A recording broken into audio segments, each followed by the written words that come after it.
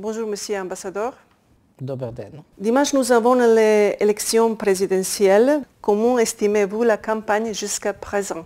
Vous avez besoin d'une figure de ce genre, car ce pays est un moment important de son histoire, un moment crucial, et il a besoin de représentation.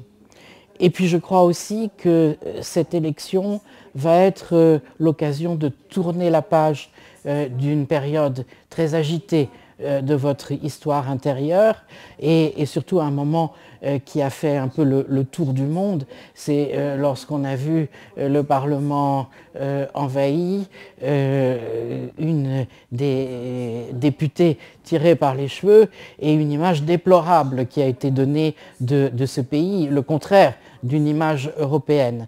Et là, vous avez vraiment l'occasion, avec 3 candidats de très grande qualité intellectuelle qui sont présents devant le peuple macédonien, qui ont jusqu'à présent discuté courtoisement entre eux, avec aussi une action des partis politiques qui a été mesurée et qui n'a pas été entachée de pratiques qui étaient trop courante dans le passé. Votre pays est réservé sur le début des négociations avec l'Union européenne.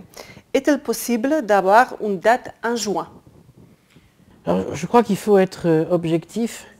Vous voyez la crise qui a ouvert le Brexit. Nous ne savons même pas comment elle va se conclure et reconnaître que l'Union européenne passe par une crise très forte de redéfinition, mais aussi il faut dire que nos opinions publiques ne sont pas convaincues toutes par les bienfaits des élargissements précédents. Et donc nous attendons bien sûr le rapport de la Commission qui doit avoir lieu au mois de mai et nous déciderons sur ce sujet, mais objectivement, il suffit de prendre la liste des conditions. Toutes ne sont pas remplies pour l'instant.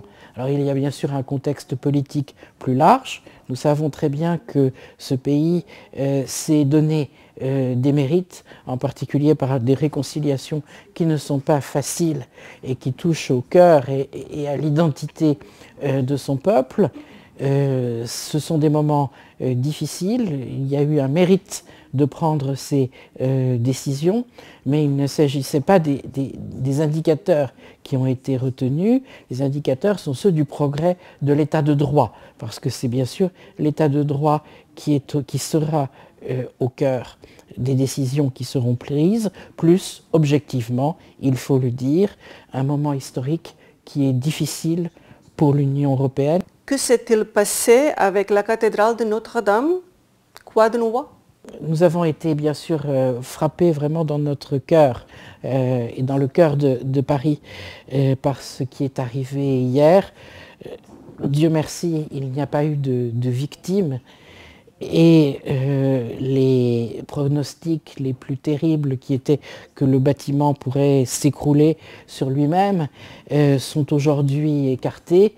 Il y a maintenant, grâce à l'héroïsme, je dois dire, des pompiers, un feu qui a été arrêté. Un certain nombre d'œuvres d'art, parmi les plus importantes, comme la couronne d'épines ou la tunique du roi Saint-Louis, ont été sauvées du feu. Il n'y a pas eu d'écroulement des tours sur le bâtiment.